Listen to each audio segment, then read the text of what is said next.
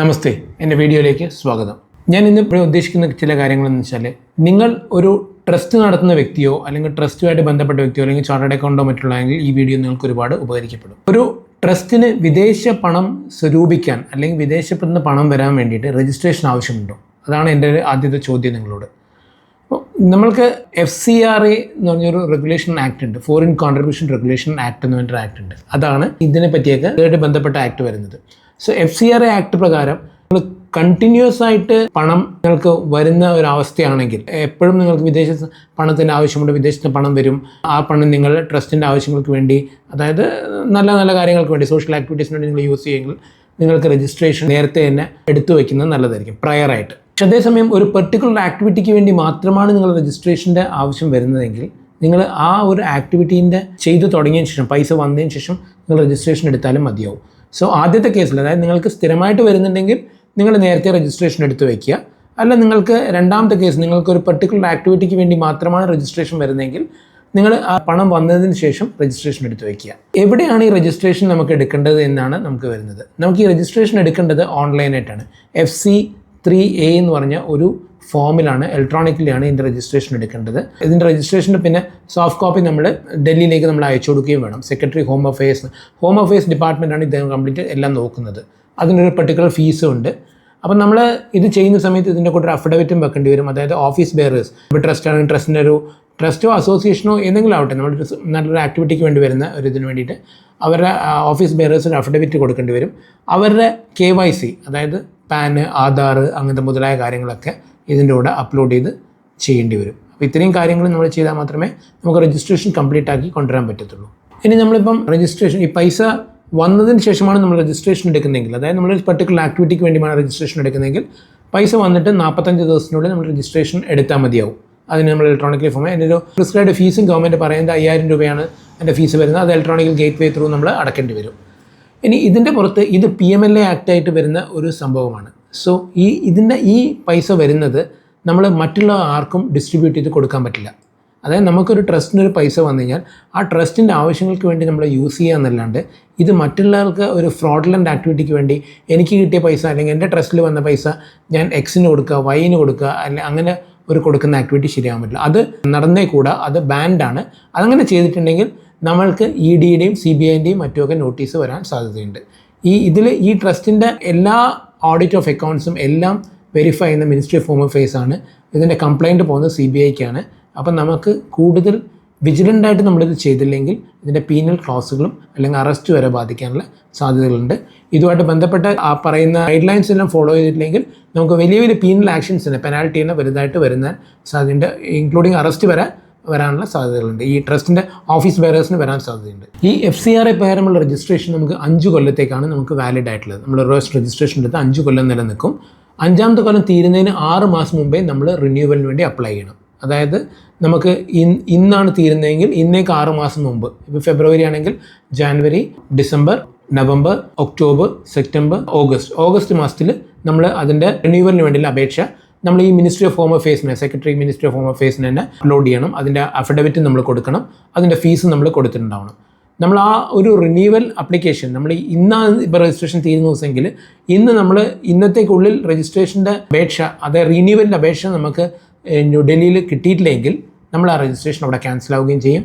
ആ ദിവസങ്ങളിൽ നമ്മളുടെ എന്താണോ നമ്മളുടെ അസറ്റ് ഉള്ളത്, അതായത് നമ്മുടെ സോഷ്യൽ ആക്ടിവിറ്റീസിന് വേണ്ടി നമ്മൾ അസറ്റ് ഉള്ളതും നമ്മളുടെ ബാങ്കിൽ അക്കൗണ്ടിലുള്ള പൈസയും അത് മറ്റൊരു അതോറിറ്റി, അതായത് ഗവൺമെൻറ് ഓഫ് ഇന്ത്യൻ്റെ അല്ലെങ്കിൽ ഗവൺമെൻറ്റിലെ കീഴിലേക്ക് അത് പോവുകയും നമുക്കത് തിരിച്ചു കിട്ടുന്ന ബാധ്യത കിട്ടില്ല. നമുക്ക് എന്തൊക്കെ അസറ്റ് ഉണ്ടോ, അതായത് ട്രസ്റ്റിന് എന്തൊക്കെ അസറ്റ് ഉണ്ടെങ്കിൽ ആ അസറ്റും പോവും, നമ്മുടെ ബാങ്കിൽ കിടക്കുന്ന പൈസയും പോവും. അപ്പോൾ നമ്മൾ റിന്യൂവൽ നമ്മൾ ചെയ്തിട്ടില്ലെങ്കിൽ അവിടെ തീരും. റിന്യൂവൽ ചെയ്തിട്ടില്ലെങ്കിൽ നമ്മൾക്ക് പിന്നെ ഭാവിയിൽ നമുക്ക് ആ പൈസ നമുക്ക് കൊണ്ടുവരാൻ പറ്റില്ല. പിന്നെ നമുക്ക് റിന്യൂ ചെയ്യണമെങ്കിൽ ഫ്രഷ് ആപ്ലിക്കേഷൻ ആദ്യം കൊടുക്കണം. ഫ്രഷ് ആപ്ലിക്കേഷൻ അപ്രൂവ് ചെയ്ത് വന്നാൽ മാത്രമേ വീണ്ടും നമുക്ക് ഈ പൈസ ഇതിൻ്റെ അകത്തേക്ക് കൊണ്ടുവരാൻ പറ്റുകയുള്ളൂ. ഇനി രജിസ്ട്രേഷൻ്റെ കാര്യങ്ങളെല്ലാം നമ്മൾ ഇതിൽ ഗവൺമെൻറ്റിന് 2-3 പവേഴ്സ് ഉണ്ട്. ഒന്ന്, നമുക്ക് നമ്മുടെ രജിസ്ട്രേഷൻ സസ്പെൻഡ് ചെയ്യാനുള്ള അധികാരം അവർക്കുണ്ട്. 150 ദിവസം വരെ രജിസ്ട്രേഷൻ സസ്പെൻഡ് ചെയ്ത് വെക്കാം. കാരണം നമ്മൾ അതിൻ്റെ ഗൈഡ് ലൈൻസ് ഫോളോ ചെയ്യുന്നില്ല, നമ്മൾ എന്തെങ്കിലും ഫ്രോഡുലൻ്റ് ആക്ടിവിറ്റീസിലേക്കാണ് പോകുന്നതെങ്കിൽ ആ 150 ദിവസം നമ്മൾ രജിസ്ട്രേഷൻ സസ്പെൻഡ് ചെയ്ത് വെക്കാനുള്ള അധികാരമുണ്ട്. ആ സസ്പെൻഡ് ചെയ്ത് വെക്കുന്ന സമയങ്ങളിൽ ആ 150 ദിവസം നമുക്ക് ഈ പൈസകൾ ഇങ്ങോട്ട് ഇന്ത്യയിലേക്ക് കൊണ്ടുവരാൻ പറ്റില്ല. അതിൻ്റെ ഒരു ആക്ടിവിറ്റീസും നമുക്ക് നടത്താൻ പറ്റില്ല. അതേപോലെ നമുക്ക് ഈ രജിസ്ട്രേഷൻ ക്യാൻസൽ ചെയ്യാനുള്ള അധികാരവും സർക്കാരിനുണ്ട്, ഗവൺമെൻറ് ഓഫ് ഇന്ത്യക്ക് ഉണ്ട്. അതും മിനിസ്ട്രി ഓഫ് ഹോം അഫയേഴ്സ് തീരുമാനിക്കുന്നത്. അത് നമ്മൾ അവർ ചില പർട്ടിക്കുലർ ഗൈഡ് ലൈൻസ് ഒക്കെ പറയുന്നുണ്ട്. അത് നമ്മൾ ഫോളോ ചെയ്തിട്ടില്ലെങ്കിൽ നമ്മൾക്ക് അവർ നോട്ടീസ് അയക്കും, ഇന്നിനെ ഫോളോ ചെയ്തിട്ടില്ല എന്ന് പറയും. പിന്നെ അവർ ബ്ലാക്ക് ഔട്ടോ ബ്ലാക്ക് ലിസ്റ്റിലേക്ക് കൊണ്ടുവരും. അപ്പോൾ അത് വെച്ചിട്ട് നമ്മൾ രജിസ്ട്രേഷൻ അവിടെ ക്യാൻസൽ ആവും. രജിസ്ട്രേഷൻ വൺസ് ക്യാൻസൽ ആയി കഴിഞ്ഞാൽ പിന്നെ നമുക്ക് ഈ പൈസ കൊണ്ടുവരാൻ പറ്റില്ല. നമ്മുടെ അന്നേ വരെ നമ്മുടെ അക്കൗണ്ടിൽ എത്രയാണോ പൈസയുള്ളത്, അതായത് നമ്മുടെ ആസ്തി ബാധ്യത എന്താണോ ഉള്ളത്, അത് കംപ്ലീറ്റ് നമ്മളെ ഗവൺമെൻറ്റിലേക്ക് തന്നെ തിരിച്ചു പോവുകയും നമുക്കത് തിരിച്ച് വീണ്ടും കണ്ടെത്താൻ ബുദ്ധിമുട്ടായിരിക്കും. നമുക്കിതിനൊരു അപ്പീലൊക്കെ പോവാം. ഫസ്റ്റ് അപ്പീൽ നമുക്ക് സെക്രട്ടറി ഹോം അഫയേഴ്സിനാണ് പോകേണ്ടത്. അതിനും നമ്മളൊരു അപേക്ഷ ഓൺലൈനായിട്ട് ചെയ്യണം. അത് ചെയ്തിട്ട് അതിനും ഒരു പ്രിസ്ക്രൈബ് ഫീസ് ഉണ്ട്. അത് കൂടാണ്ട് നമുക്ക് ഇപ്പം മിനിസ്ട്രി ഓഫ് ഹോം അഫയേഴ്സ് തള്ളിക്കഴിഞ്ഞാൽ കേസ് നമുക്ക് ഫേവർ അല്ലെങ്കിൽ നമുക്ക് വീണ്ടും അപ്പീൽ ഹൈക്കോർട്ടിലേക്ക് പോവാം. ഹൈക്കോടതിയിൽ നമുക്കൊരു ചെറിയ ഫീസ് വരുന്നുണ്ട്. ഈ 2 അപ്പീലാണ് ഇതിൻ്റെ അകത്ത് വരുന്നത്. ക്യാൻസലേഷന് വരുന്ന അപ്പീൽ ഒന്ന് മിനിസ്ട്രി ഓഫ് ഹോം അഫയേഴ്സിൻ്റെ സെക്രട്ടറി മിനിസ്ട്രി ഓഫ് ഹോം അഫയേഴ്സും മറ്റേത് ഹൈക്കോർട്ടിലേക്കുമാണ് വരുന്നത്. രജിസ്ട്രേഷൻ കിട്ടാൻ നമുക്ക് ഇതിൻ്റെ അകത്ത് കുറച്ച് കണ്ടീഷൻസ് ഒക്കെ ഉണ്ട്. അതായത് ആദ്യമായിട്ട് തുടങ്ങുന്ന ഒരു ട്രസ്റ്റ് തുടങ്ങിക്കഴിഞ്ഞ് ഇന്ന് തന്നെ എനിക്ക് പൈസ പുറത്തുനിന്ന് കൊണ്ടുവരാനൊന്നും പറ്റുമൊന്നുമില്ല. നമ്മൾ 3 കൊല്ലം എക്സിസ്റ്റൻസിലുള്ള ട്രസ്റ്റ് ആയിരിക്കണം. നമ്മൾ 15 ലക്ഷം രൂപ വരെ നമ്മൾ സോഷ്യൽ ആക്ടിവിറ്റീസിന് വേണ്ടി യൂസ് ചെയ്തിട്ടുണ്ടാവണം. അതിൻ്റെ ഇൻകം ടാക്സിൻ്റെ റിട്ടേൺസും അല്ലെങ്കിൽ അതിൻ്റെ ഓഡിറ്റഡ് ബാലൻസ് ഷീറ്റും ഓഡിറ്റഡ് ഇൻകം ആൻഡ് എക്സ്പെൻഡിച്ചറും അക്കൗണ്ടും എല്ലാം ഉണ്ടായിരിക്കണം. അതുണ്ടെങ്കിൽ മാത്രമേ നമുക്ക് അത് ആ ഒരു ട്രസ്റ്റിലേക്ക് നമുക്ക് ഈ FCR രജിസ്ട്രേഷൻ തന്നെ എടുക്കാൻ പറ്റുള്ളൂ. FCR രജിസ്ട്രേഷൻ എടുത്താൽ മാത്രമേ നമുക്ക് പുറത്തുനിന്ന് പൈസ നമുക്ക് കൊണ്ടുവരാനും പറ്റുകയുള്ളൂ. അതുകൂടാതെ നമ്മളിപ്പം വന്ന പൈസ വെച്ചോ അല്ലെങ്കിൽ ഈ പൈസകൾ എന്തെങ്കിലും വെച്ചിട്ട് നമ്മളൊരു അസറ്റ് വാങ്ങിക്കുക, അല്ലെങ്കിൽ ഭാവിയിലേക്ക് നമുക്കൊരു ഓഫീസ് അല്ലെങ്കിൽ ഒരു ബിൽഡിങ്, ഇപ്പോൾ ഒരു പാൽപ്പൊടി നിർമ്മാണത്തിൻ്റെ ട്രസ്റ്റാണ്, പാൽപ്പൊടി ഉണ്ടാക്കാനുള്ളൊരു മെഷീനറി വാങ്ങുകയാണെങ്കിൽ നമ്മൾ ആ രജിസ്ട്രേഷൻ കിട്ടുന്നവരെ അല്ലെങ്കിൽ ആ ഒരു 3 കൊല്ലത്തേക്ക് ഈ അസറ്റ് മുഴുവൻ ആ ട്രസ്റ്റിൻ്റെ ബാധ്യസ്ഥതയിലായിരിക്കും, അവരുടെ ഒരു കൺട്രോളിലായിരിക്കും. അവർക്ക് അതിനെക്കുറിച്ചൊന്നും ചെയ്യാൻ പറ്റില്ല. പക്ഷേ ആ ഇതിൻ്റെ എല്ലാ രജിസ്ട്രേഷൻ്റെ എല്ലാ ഡീറ്റെയിൽസും നമ്മൾ ഈ റിട്ടേൺസിൻ്റെ എല്ലാത്തിൻ്റെയും കൂടെ നമ്മൾ കാണിച്ചിട്ടുണ്ടാവണം, സർക്കാരിനെ അറിയിച്ചിട്ടും ഉണ്ടായിരിക്കണം. ഇനി മറ്റൊരു ഇമ്പോർട്ടൻറ്റ് കാര്യം എന്ന് വെച്ചാൽ നമുക്കിപ്പം പലരും എന്താ ചെയ്യുന്നത് വെച്ചാൽ ഈ കള്ളപ്പണം വെളുപ്പിക്കാൻ വേണ്ടിയിട്ട്, ഇത് EDൻ്റെ കീഴിൽ വരുന്ന ഒരു സംഭവമാണ്, ഹോം അഫയേഴ്സ് ആയതുകൊണ്ട് വളരെ ശ്രദ്ധിക്കുക. കള്ളപ്പണം വെളുപ്പിക്കാൻ വേണ്ടി ചെയ്യുന്നുണ്ട്. അതായത് പുറത്തുനിന്ന് ഇപ്പം ഞാനൊരു ട്രസ്റ്റ്, ഞാനിപ്പോൾ ദുബായിൽ നിന്ന് പൈസ ഞാൻ അയക്കുന്നു, ട്രസ്റ്റായിട്ടല്ല ഒരു വ്യക്തിയായിട്ട് ഞാൻ അയക്കുന്നു. ഇവിടെ ആ ട്രസ്റ്റിൽ തന്നെ എൻ്റെ ഭാര്യയോ അല്ലെങ്കിൽ എൻ്റെ അച്ഛനോ എൻ്റെ അമ്മയോ അല്ലെങ്കിൽ എൻ്റെ അമ്മാവനോ ആരെങ്കിലും ഒരു വ്യക്തി അതിനകത്ത് ഉണ്ടാവും. അങ്ങനെ വെച്ചിട്ട് ഞാനൊരു ട്രസ്റ്റ് ക്രിയേറ്റ് ചെയ്യും, ഇന്ത്യയിലൊരു ട്രസ്റ്റ് ക്രിയേറ്റ് ചെയ്യും, ഞാൻ അവിടുന്ന് പൈസ അയക്കും. അപ്പം വന്നു കഴിഞ്ഞാൽ ആ പൈസ എനിക്ക് യൂട്ടിലൈസ് ചെയ്യാമല്ലോ, അങ്ങനെയാണ് ചെയ്യുന്നത്. പക്ഷേ അത് ഈ ആക്ട് പ്രകാരം നടക്കില്ല, അല്ലെങ്കിൽ ഈ പൈസ കൊണ്ടുവരാൻ പറ്റില്ല. നമ്മൾ അയക്കുന്ന വ്യക്തിയും ഇവിടെ ഇരിക്കുന്ന ട്രസ്റ്റിലെ വ്യക്തിയും ഒരേ വ്യക്തികൾ അല്ലെങ്കിൽ അവരുടെ ബന്ധുക്കളോ അതിലേതെങ്കിലും 75% കൂടുതൽ ഷെയറുള്ള വ്യക്തികളാണെങ്കിൽ, അതായത് ഈ ട്രസ്റ്റിൽ 75% കൂടുതലുള്ള വ്യക്തികൾ അതേ വ്യക്തിൻ്റെ ഒരു ബന്ധു ആരെങ്കിലാണ് അപ്പുറത്തുനിന്ന് അയക്കുന്നതെങ്കിൽ നമ്മൾക്ക് ആ ട്രസ്റ്റിലേക്ക് പൈസ അയക്കാൻ പറ്റില്ല. അങ്ങനെ പൈസ അയച്ചിട്ടുണ്ടെങ്കിൽ നമുക്ക് അത് ബുദ്ധിമുട്ടാവുകയും നമുക്കത് കൂടുതൽ കേസിലേക്കും മറ്റേതിലേക്ക് പോവുകയും ചെയ്യും. പിന്നെ ഈ ട്രസ്റ്റിലേക്ക് നമുക്ക് വരുന്ന പൈസ നമുക്ക് ഇൻസ്റ്റാൾമെൻ്റായിട്ട് അയക്കാമെന്ന് ആൾക്കാർ പറയുന്നുണ്ട്. ഇൻസ്റ്റാൾമെൻറ്റായിട്ട് അയക്കാം, അതിന് യാതൊരു ബുദ്ധിമുട്ടൊന്നുമില്ല. പക്ഷേ 1 ലക്ഷം രൂപയിൽ കൂടുതൽ നമ്മൾ ഒരു പ്രാവശ്യം വന്നു കഴിഞ്ഞാൽ, അല്ലെങ്കിൽ ആ ഇൻസ്റ്റാൾമെൻറ്റിലെ എല്ലാ എമൗണ്ടും കൂടി 1 ലക്ഷം രൂപയിൽ കൂടുതൽ വരികയാണെങ്കിൽ നമ്മൾക്ക് അവിടെ പിടിവള്ളി വീഴും.